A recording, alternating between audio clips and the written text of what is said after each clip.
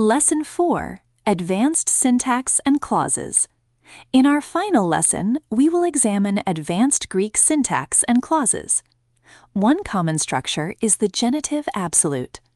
In a genitive absolute, a participle and its subject typically stand in the genitive case, acting as a circumstantial clause that is loosely attached to the main sentence.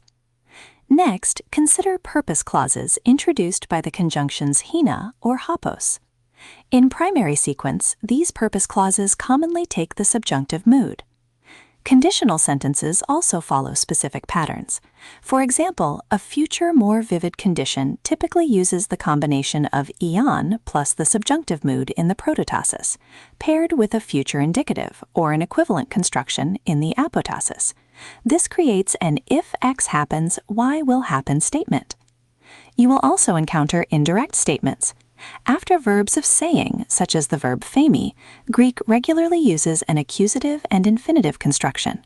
For instance, the phrase "Ephe ton andra apelthein" contains an accusative subject and an infinitive, translating to "he said that the man had gone away." This complementary infinitive structure appears in other commands as well.